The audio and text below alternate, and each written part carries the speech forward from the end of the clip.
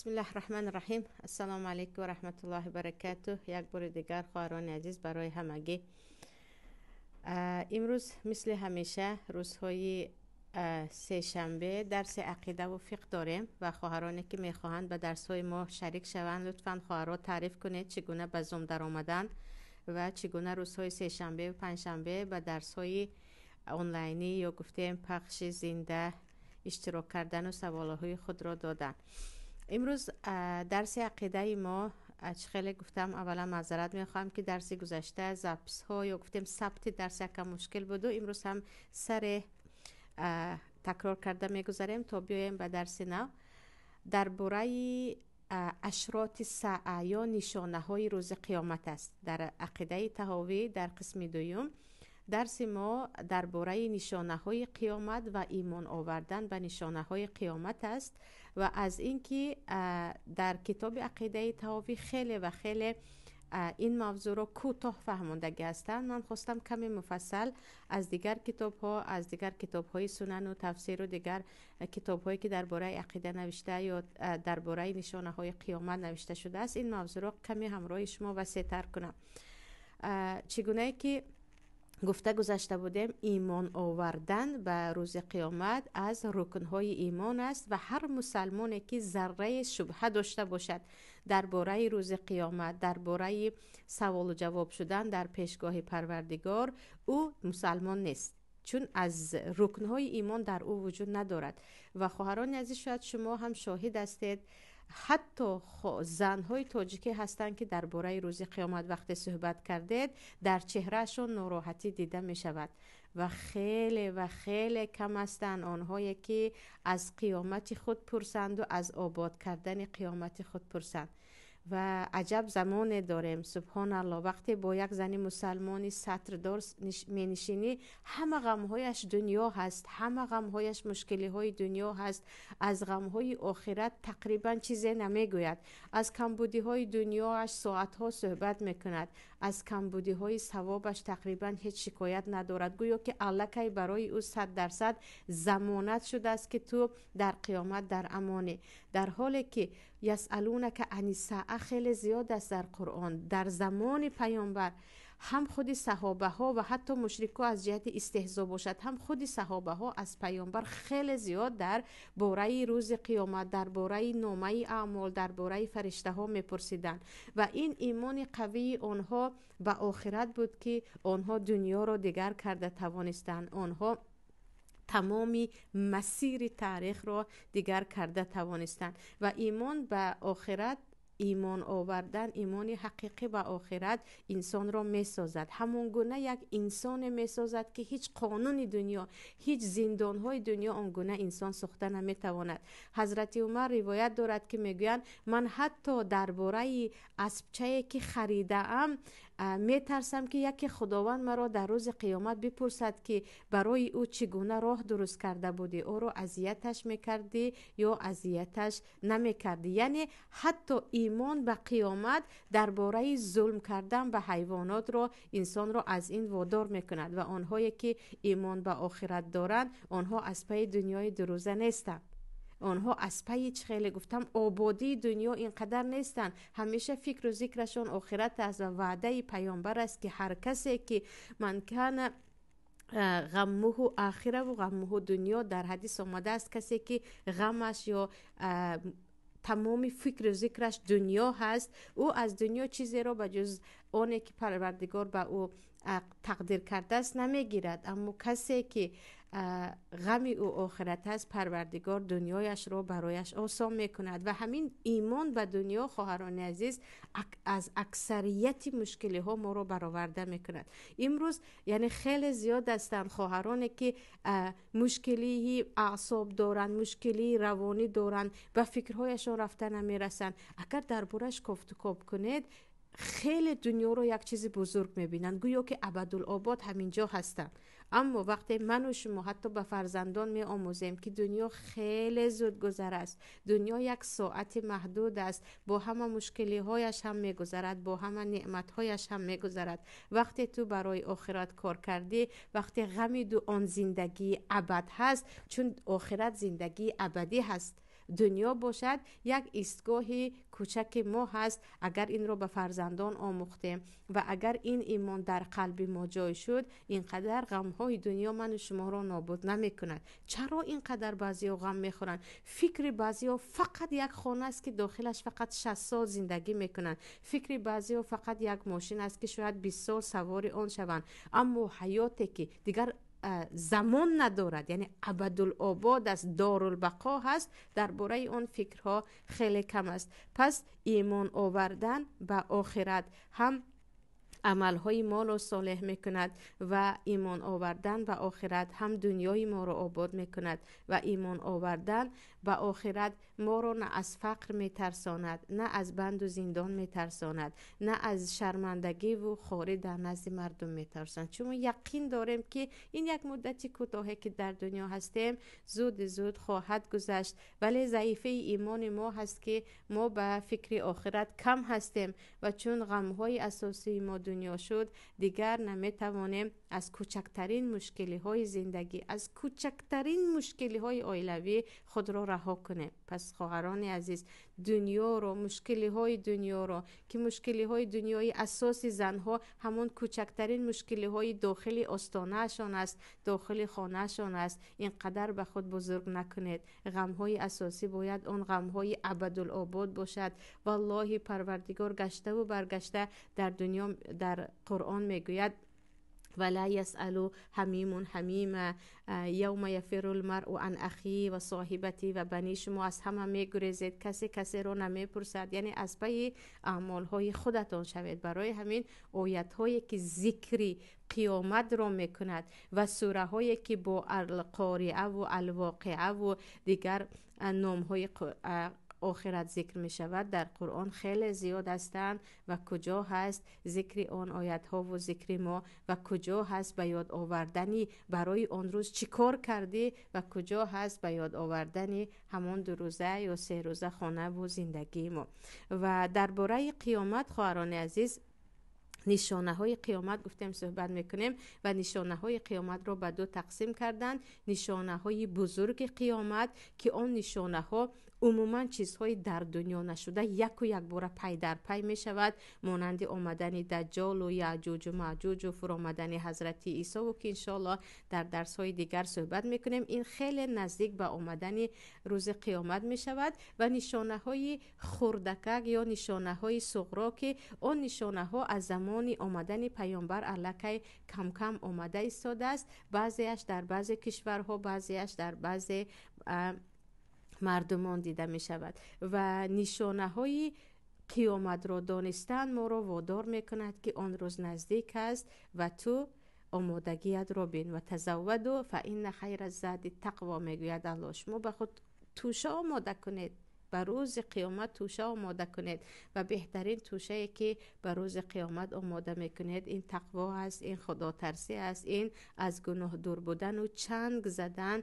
به عملهای صالح است. اولین نشانه های صغرای قیامت گفتیم این چی است؟ این آمدن پیامبر صلی الله علیه و سلم بود که آمدن پیامبر، آخران پیامبر الکی گوینده آن است که قیامت نزدیک است و پیامبر صلی الله علیه و سلم میگویند بعثت انا و ساعت که هاتین، من آمدن من، فرستاده شدن من و آمدن قیامت مثل هر دو این انگشتن، یعنی همین گونه با هم ما نزدیک هستیم. ولی الکی تقریبا 1447 یا 1440 زیاد گذشت و ما هنوز قیامت نشد، یعنی هاتین در نزد پروردگار خیلی مدتی کم است. دویمش مرگ پیامبر است خواهران عزیز. در حدیث بخاری آمده است که پیامبر صلی الله علیه و سلم میگویند از 6 نشانه های بزرگ نزدیک شوی قیامت یکی مرگ من است. وقتی که من از دنیا رفتم دیگر بدانید که قیامت نزدیک می باشد. و سیومش این فتح بیت المقدس است یا گفتیم به دست مسلمان ها فتح شدن بیت المقدس یا فلسطین امروزه است که پروردگار باز آزاد کند و به دست مسلمان ها برگرداند. پیامبر صلی الله علیه و سلم یکی از نشانه های آمدن یا نزدیکی قیامت فتح کردن و آزاد کردن فلسطین از دست یهود و نصرانی ها و به دست مسلمان ها افتادن. میگن که در زمان حضرت عمر دقیقاً در سال 16 هجرت وقتی حضرت عمر خلیفه بودن، مسلمان ها از دست یهود و نصرانی کاملا پاک میسازند و بیت المقدس فلسطین امروزه به دست مسلمان ها می افتد. سیومینش طاعون یا همون وبایی هست که سال 18 هجرت می شود و خیلی از مسلمان ها در آن شهید می شوند و پیامبر صلی الله علیه و سلم از نفرانی که مسلمانند و در این گونه بیماری ها در وباها می میرند شهید گفتگی هستند. در همین طاعون حتی ابو عبیده ابن جراح هم شهید می شوند و پیامبر صلی الله علیه و سلم می گویند یکی از نزدیک شوی روز قیامت این طاعون است یا گفتیم وبا هست که شما مثل که حیوان ها بعضی کسلی می رسند و زود هلاک می شوند، همین گونه هلاک می شود. تقریبا 25,000 مسلمان شهید می شود. دیگر این اگر گفتیم تا اون چهارمینش پنجمینش زیاد شدن مال است و خیلی که در درس دیگر هم گفته بودیم مسلمان ها اینقدر ثروتمند می شوند که حتی یحب رب المال من یقبله منه صدقته. در حدیث آمده است صاحبان مال در غم می افتند که کی صدقه مرا قبول می کرده باشد، من به کدام قم بغل این مالم را می داده باشم. که این چیز هم در زمان خلافت عمر ابن عبدالعزیز شده بود. تقریبا تمام مسلمان ها ثروتمند شده بودند و شاید باز هم پیشا پیش قیامت با این رفتی یعنی کشوده شدن نفت و دیگر ثروت های زمینی در دولت های عرب شاید یک بار دیگر بشود که والله اعلم. و اینجا زیاد شوی مال رو پیامبر چی گفتن؟ از نشانه های قیامت. ششمینش خواهران عزیز اومدن یا گفتیم زیاد شدن فتنه ها هست و پیامبر صلی الله علیه و سلم میگویند در پیشا پیش حدیث در بخاری مسلم است وقتی قیامت نزدیک می شود فتنه ها خیلی زیاد می شود و فتنه ها مثل شب همه را فرا می گیرد و مسلمانی که روز مسلمان بود بگاهی کافر می شود و مسلمانی که شب مسلمان بود صبح کافر می شود. یعنی تا اندازه فتنه بزرگ است که مسلمان کافر می شود، یعنی درک ندارد از این. و پیامبر می گویند در این زیاد شدن فتنه ها آنی که نشسته است بهتر است از آنی که راه می گردد، آنی که راه می گردد بهتر است از آنی که می دود. شما در این فتنه ها شمشیرهای خود را به سنگ زنید، تیر و کمان های خود را بشکنید و در وقتی که شما به این فتنه آمیخته نشدید و به این فتنه اجازه ندادید که مثلا سهم گذاشته باشید، این برای شما خیلی و خیلی بهتر است. در حدیث دیگر میگویند بادروا بالاعمال فتنا کقطع اللیل مظلمه. شما با عملهای صالحتون شتابید تا زمان آمدن فتنه هایی که مثل شب تاریک هستند. تاریک نانمایان چی بودن آن معلوم نیست، باز همه را فرا میگیرد. حتی شبهایی که تو مؤمن بودی صبح کافر میشوی، روز کافر بودی و شب مسلمان میشوی. یبیع دینه بعرض من الدنیا. و مؤمن دین خود را به خاطر پاره از دنیا میفروشد. سبحان الله. پیامبر صلی الله علیه و سلم میگویند زمانی میرسد که حدیث در صحیح مسلم است یک مسلمان به خاطر دنیا از بحر دینش میگذرد و قسم به الله آن روز را امروز من و شما میبینیم. یک نفر مسلمان، یک برادری که از دین میشناختیم، یکی میبراید بیچونی چرا درباره کفر و درباره نفاق و درباره ظلم همچون یک طرفدار صحبت میکند. یک نفر مسلمان رو میشنوید که به خاطر دو سه ثروتمند یک فتوای از دین صادر میکند که حلال رو حرام میکند، حرام رو حلال میکند. پروردگارا در همان مدت کوتاهی که من و شما در دنیا هستیم الها با دینمون از دنیا رفتن را نصیب کند. الها به خاطر دنیا از دین خود نگذریم.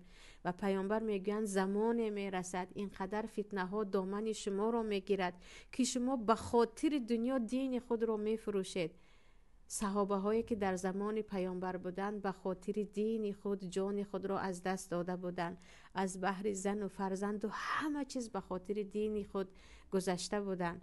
اما پیامبر گفتن زمان می آید که این دینه که صحابه ها با جان خود با خون خود از آن دفاع کردند، شما به خاطر دنیای دروزه، حتی به خاطر یک منصب باشد، یک آبروی باشد، از بهرش می گذارید و همون روز آمده است. سبحان الله، کم نیستن نفرانی که به خاطر مال دنیا، چه خیلی گفتم، به خاطر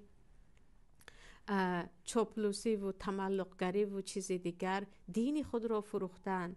دفاع از دین ندارند، دفاع از ظلم و ظالم دارند، پروای از دین ندارند. هم و غم و ذکرشان دیگر در آسودگی زندگی کردن و بیکمی و بیکاسی زندگی کردن است و میبینه که دیگر دنیایشان با علمشان از دست رفته است. و پیامبر میگویند آن زمان می آید و این نشانه های چی است؟ نشانه های قیامت است که یک مؤمن صبح می شود دین ندارد، یک مؤمن شب می شود از بحر دینش گذشته است، اون هم به خاطر دنیای دروزه.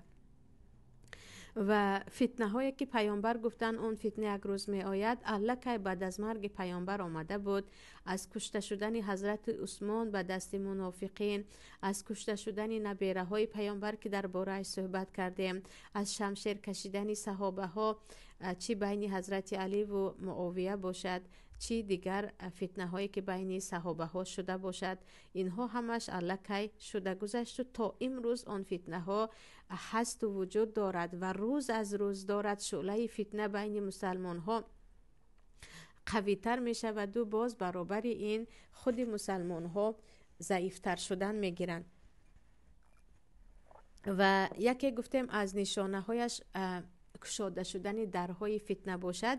نشانه دیگرش این آمدن مدعی نبوت گفته بودیم، یعنی نفرانی که خود را پیامبر اعلان میکنند و پیامبر صلی الله علیه و سلم میگویند روز قیامت برپا نمی شود تا اینکه تقریبا 30 نفر، نزدیک به 30 نفر دجال دروغگو بیاید که همش میگوید من پیامبرم.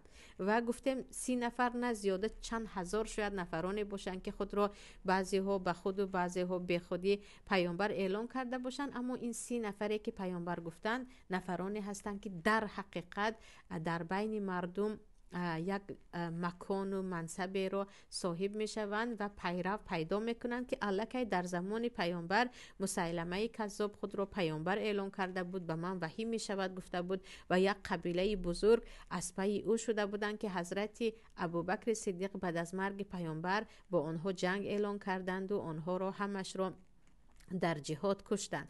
و تا دیگر وقت، یعنی تا امروز هم کم نیست نفرانی که خود را اعلان نبوت یا اعلان پیامبر میکند. پیامبر صلی الله علیه و سلم میگویند شما بدانید که روز قیامت برپا نمی شود تا اینکه این 30 نفری دروغگو خود را پیامبر اعلان کنند، اما من پیامبر آخران هستم. یعنی مؤمن یقین بکن که بعد از پیامبر دیگر پیامبر نیست، یگانه حضرت عیسی می آیند و آن حضرت عیسی هم پیش و پیش قیامت می آیند با نشانه های خود و می گویند من عیسی هستم و من پیامبر محمد صلی الله علیه و سلم را پیروی می کنم و حتی صلیب را می شکنند و خوک را می کشند. ان شاء الله دربارشان در دیگر درس شاید صحبت کنیم مفصل وسیع تر این مسئله را. ولی نفرانی که اومده میگوید من پیامبرم و شعر میخواند و من پیامبر هستم و من تبابت میکنم، میگویند مؤمنی که در قلب خود ایمان قوی دارد در همون لحظه بگوید که محمد رسول آخرین است صلی الله علیه و سلم، تو یک دروغگو هستی. و نه یک بعضی جادوگرها خود را پیامبر اعلام میکنند، مردمی خرافاتی یا گفته مردمی از ایمان دور با آنها پیروی میکنند و میگویند فلانی پیامبر شده است، که در تاجیکستان هم این چیز شده بود. در همه جا این گونه کذابان و دجالان وجود دارند. و پیامبر صلی الله علیه و سلم چی گفتند؟ روز قیامت برپا نمی شود تا اینکه این 30 دروغگو بیایند. و یکی از نشانه های دیگرش این نهمین نشانه ها هست خواهران عزیز، پیدا شدن آتش بزرگ در حجاز در عربستان سعودی هست که حتی اینقدر شعله‌اش بلند هست که شترهایی که در یمن هستند از علنگه آن گردنهای آنها هم میتابد، یعنی علنگه آن تا یمن میرسد که پیامبر صلی الله علیه و سلم در این باره گفتند. بعضی علما میگن این چیز در حقیقت در یک زمان تقریبا در سال 54 گفتگی هستن 54 هجرت شده گذشته بود و بعضی ها میگوین در سال 654 هجرت این چیز شده گذشته بود. در حقیقت آتش بزرگ مثل ولکان باشد، شاید یک آتش بزرگ سر زده باشد، شده گذشته بود. بعضی ها میگن نه نشده است و این چیز میشود، یعنی پیدا شدن یک ولکان بزرگ این چی هست، این نشانه های قیامت می باشد. و دهم نشانه قیامت خواهران عزیز جنگ مسلمان ها با ترک می باشد. اما ترکیه امروزه نه، ترکیه که پیامبر صلی الله علیه و سلم در حدیث گفته هستند لا تقوم الساعه حتى يقاتل المسلمون الترك قوما وجوههم كالمجان المطرقه. در دوامش میگن یلبسون الشعر و یمشون فی الشعر. روز قیامت برپا نمی شود تا اینکه مسلمان ها با ترک ها بجنگند و ترک ها را قتل کنند. آن ترک ها کی هستند؟ گویا که به چهره های آنها با تبر زده شده باشد، یعنی چهره های پم دارند، خیلی مثل منگول های امروزه، یعنی آنهایی که از مغول هستند و میگویند بینی های کوچک دارند و آنها لباس هایشان از پشم و موی هست و پای افزال هایشان از پشم و موی است که اگر به تاریخ نگاه کنیم این حدیث تقریبا اکثریت علما میگویند اشاره هست به چنگیز خان و اولاد چنگیز خان که در عصر هفتم او حمله کرده بود به دیار مسلمان ها و از خود خوارزم خود ما از همان سمرقند و خوارزم شروع کرد، تمام مسلمان ها رو قتل عام کرد که در آخر این رحمت پروردگار و خواسته پروردگار بود که نبیره های چنگیز خان از هولک و دیگرها مسلمان می شود و آنها دیگر به جای با مسلمان ها جنگیدن اسلام را به همه جا می برند. یعنی تا مسلمان شدن نبیره های چنگیز خان تمام مسلمان ها را قتل عام می کند و تقریبا خوارزم و بغداد و اینها حتی میگن دریای خون میشود، اینقدر مسلمان ها رو میکشد که ولیکن بعدا نبیره هایش اسلام می آورند و درباره تاریخ چنگیز خان و فرزندان چنگیز خان و چگونه آنها مسلمان شدن توصیه میکنم که بعضی فیلم هایش هم هست و بعضی چیهای صوت ها یا صداهای هست که بعضی تاریخ شناسان ایرانی با فارسی صحبت کردگی هستند، دور از مذهب و دور از دین، فقط نقل کردگی هستند چگونه چنگیز خان آمد و چگونه با مسلمان ها جنگید، چگونه نبیره هایش مسلمان شد. توصیه میکنم خواهرها درباره معلوماتی وسیع از اینها گرفتن که در حدیث ها دربارهشون زیاد آمده است که پیامبر چشمایشان خرد است، چهره هایشان پم است و آنها چه لباس ها از پشم دارند، با آنها شما می جنگید گفته دربارهشون خبر دادگی هستند و در آخر آنها مسلمان می شوند. این هم چه است؟ از نشانه های قیامت که این تقریبا بعد از 620 هجری تقریبا عصر هفتم هجری این چیز شده گذشته بود و با مسلمان ها با چنگیز و با اولاد چنگیز جنگیده بودند. در اول خیلی شکست خوردن، بعدن این با توفیق الله نبیره های او مسلمان می شود و اسلام را چی میکنند؟ پهن میکنند. این بود خواهران عزیز تقریبا 10 تا از نشانه های قیامت گفتیم درباره کشتن جنگیدن با چنگیز و قومی که از مغول هستند، از منگول هستند.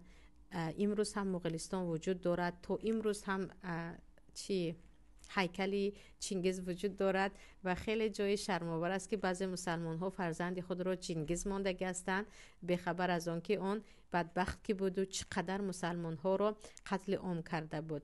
بعد از یکم شروع کرده تا دهم مفصلا اگر نباشد هم گفته گذاشتیم. الان نصیب کند درس دیگر بقیهش را دوام میدهیم.